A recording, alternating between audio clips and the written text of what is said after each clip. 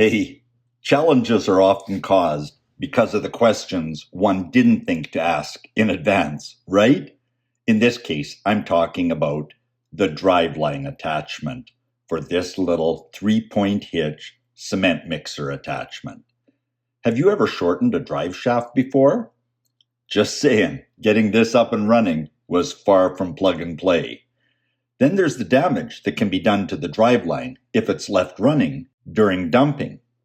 If you're the only operator, hey, that may be fine. But it's perhaps not for the novice operator. Lesson learned. Do the work, and buyer beware. Enjoy.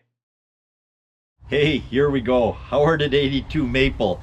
And I know it looks like nothing has changed with the John Deere, but that wouldn't be the truth. You see, we have a little project. So right over here is our electrical panel. And right above the electrical panel is a mast. This is part of the renovations. You're going to see the mast disappear, and we're going to bury some underground wiring. But that's not what we're talking about today. What we're going to do is, you see that the only source of power out here in the countryside is the power that comes in through the traditional power lines. Well, we get power outages out here half a dozen times during the winter, from 2 hours to 2 days. That's not going to work for us probably, so we're going to construct a little cement pad. That's today's job. And next Wednesday, one of our good friends that did some work with us in Langley, hey, it's Cam at CHK Electric. I don't mind telling you who it is. He does a fabulous job. He's going to arrive here Thursday morning with a sweet little generator. It's good for 100 amps. There's some kilowatts involved, but let's just say it's good for 100 amps. It's going to power everything we need to do around here. And I've got to get this poured today because this needs 5 days to cure before we do anything really interesting with it, including putting a generator on it. So we're going to have a bunch of these little jobs around here where we need half a yard of cement for this, a yard of cement for that, and it just doesn't make sense to have some truck running out of downtown Kelowna to deliver a half a yard or a yard of concrete. Luna's chiming in and agreeing with me that that's exactly right, so you can hear her in the background. So we got a sweet little cement mixer here. Got it out of Princess Auto. It's your generic whatever concrete mixer. I just want to talk about a couple of things on it before we look at the business end of this thing. So I'm working with contradictions. The drive line that came for it here was too long. What I need between this point and this point way down in here is that would be 23¼ inches. So my drive line has to compress down to that. I had 36 inches. The dilemma, and I was working with some contradictions here that I'm not completely pleased with where I landed, but it's the best we're going to be able to do, is that when this is sitting right on the ground, I have to cover a 29-inch span between those 2 points. Now, driveline dynamics dictate that you need 6 inches of overlap where the 2 parts, and there's of course movement because we're going up and down here, so the drive line shrinks and expands to meet the circumstance.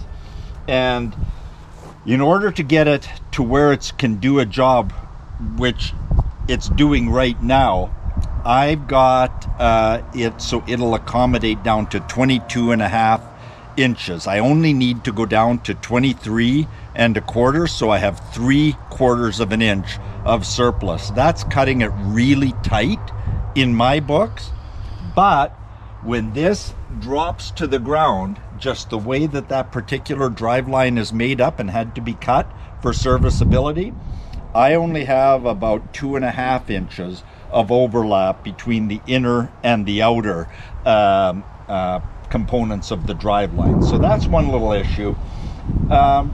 This implement probably took me longer to set up than any other implement. I had to play around with different heights here to get the leverage, get this to where it will accommodate a load of concrete without spilling it out onto the ground prematurely, but yet will tip in a way that I can actually hit that spot. So we've got a nifty little hydraulic cylinder that accompanies this. Had to play around with these settings in here. I think I've got a fairly full balance. Hey, just in case you're wondering what this cylinder is all about, that's a topic for another day. That's my tip and tilt cylinder, so I can raise and lower this hydraulically from the cab. And there's another cylinder that goes in here for the tip. But again, that's another video all unto itself. If I had any other real complaints about this, there was a guard here that I removed. It was, I like having guards on things, but I also like to check my chain tension and make the adjustments. And there's some adjustment bolts under here.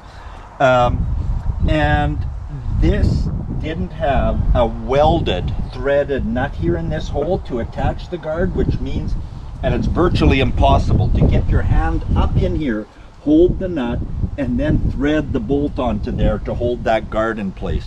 So I've got a nifty little oxyacetylene torch. I'm going to weld a nut in there so we can get that guard on there. And right now we've got some decent chain tension on there. We're really good shape. What else was there? None of the nuts and bolts or hoses were tight. And I had to hook up a hydraulic hose over here and do something that I don't like to do. It was leaking and I simply could not tighten that fitting enough. And it's often recommended that you not use Teflon tape on hydraulic fittings. In fact, the manual for this fine piece of equipment said that, but I applied it very judiciously and well up the fitting so it's not going to work its way into my hydraulics. And that was the only way I was able to get that to stop. I just like something that when you get it, the parts that are assembled have all of the nuts and bolts tightened. And there were a number of the pieces that were pre-assembled that needed to be gone over with a fine-tooth comb. Hey, but I think it's going to do a job. So let's talk about capacity for a minute. I would have loved to have run this on my little 1025, but I had to throw it on the 4066 for a specific reason. It will, at capacity, hold 650 pounds of concrete, which is essentially the 1-2-3 mixture. 1 bag of concrete, 2 bags equivalent of washed sand, 3 bags equivalent of crushed gravel. And that puts this at about 650 pounds. The unit itself weighs 250. That's 900 pounds. My little 1025 would probably be standing up on its hind legs with that. At very least, it would be unstable. And you know what? This is the first time I've been on the business end of a cement mixer in, whoa, 5 decades for sure. 5 decades for sure. So what I'm doing is I'm just going to put in a half batch. I took all of those quantities that we just talked about and threw a half batch in. And there's one specific reason for that. I don't like starting something like this with all of the material that a full batch would contain and firing it up from a standing start. I'd like to have it rotating while I'm putting the ingredients in, while I'm putting the water in. So I'm just going to take it easy on the driveline, go with a half batch. Besides that, I've got to figure this thing out. You're probably either going to see the first tip incredibly chunky or incredibly watery, because I don't have, again, it's been years since I've poured concrete and I've got to figure the water thing out. So here we go. I'll fire it up in a couple of minutes. Coral, who's doing the videography today, will catch a couple shots of it operating and working. We'll stitch them together, and here's to the newest member of 82 Maple or Kettner Creek Farms. We'll figure out what to call this place one of these days. Thanks for tuning in. Well, here we go. We're stirring it up now. Something I wanted to just point out before we get too deep into the concrete part of this business, and that is, you notice that driveline is fairly level. I'm safe either raising this a little bit or lowering it a tiny bit. But when that joint becomes more than, I'll point at it there, 25 degrees, so I'm probably 15 or 18 right now, I need to shut that off. So when I go to dump this, one has to be super careful. We can take out the entire drive line if that's not shut off. So, Howard, stay awake, stay attentive.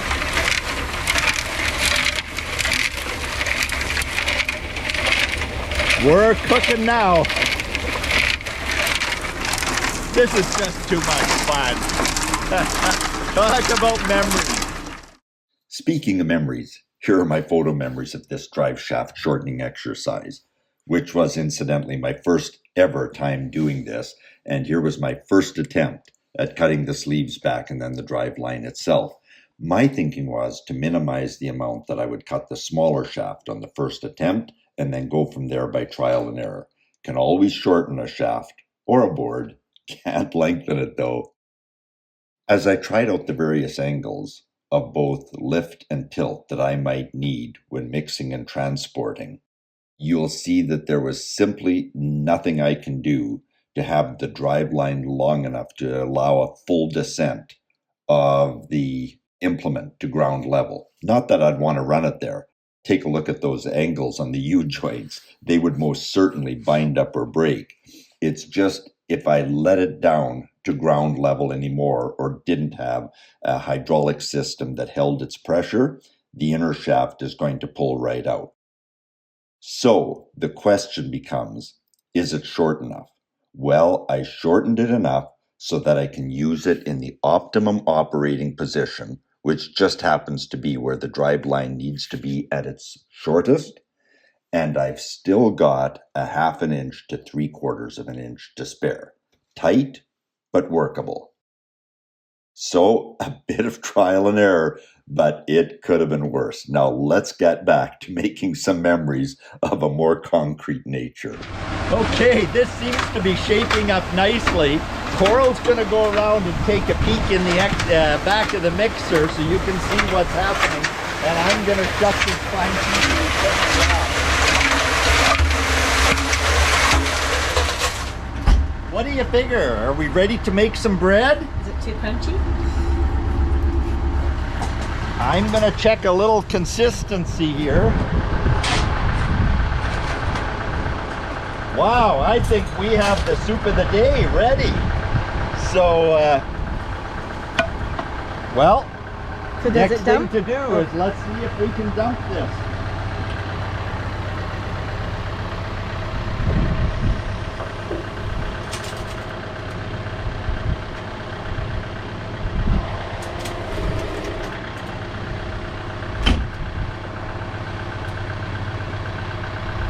Okay.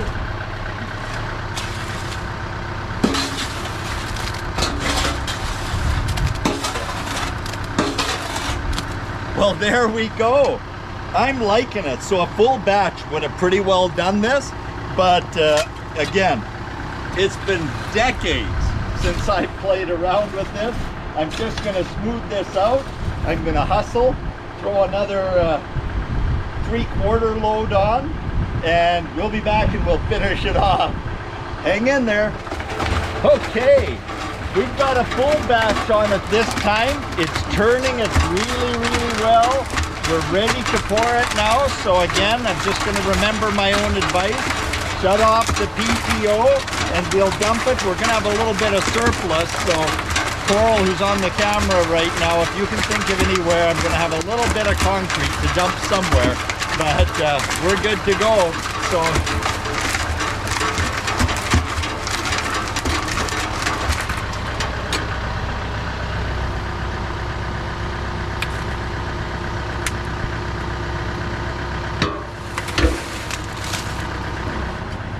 this batch is thicker. Just a little bit dry. a little thicker. Not bad, but a little bit.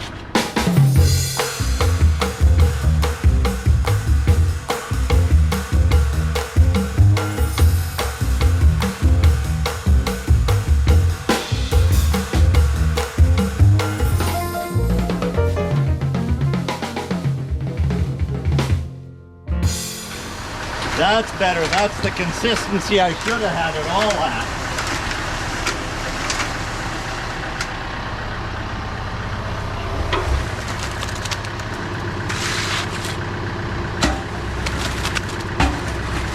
Ah, that's a mighty fine stew.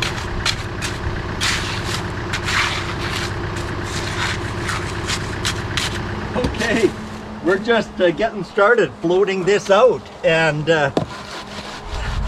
I think it's looking good.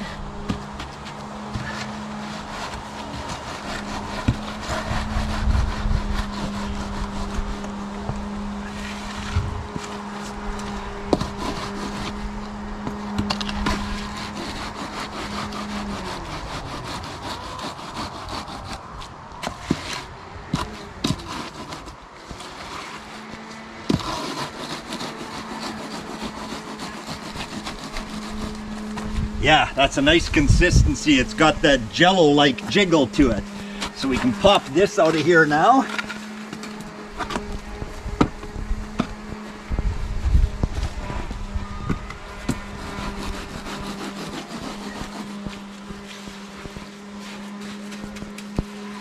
Wow, our quantity came out right on the nose.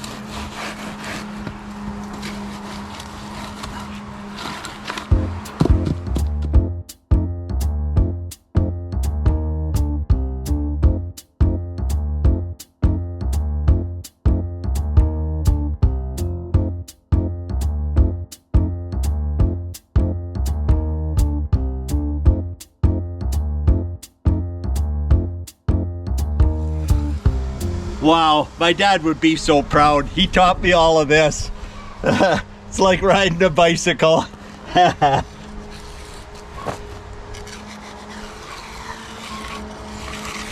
How is it the things I learned when I was 15 stay with me for 50 years? And I can't remember. How much sleep did I get last night? Did we have breakfast this morning? What's my address? You know, but wow, this is too much fun.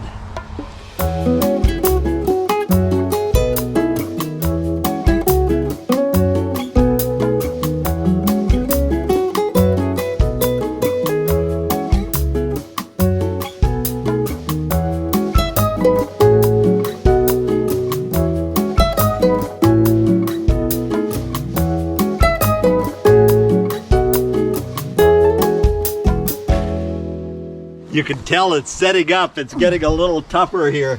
But we allowed just the right amount of time, or just the right amount of water for a fast job or something.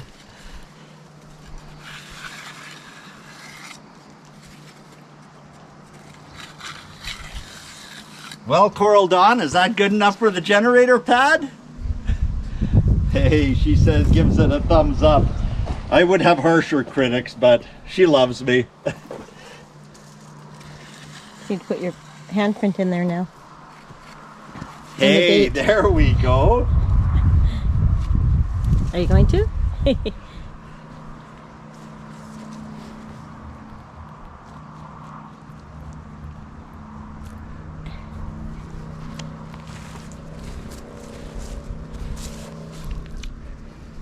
Hey. Doesn't get any better than that. In my eyes, at least, I think I'm a star today.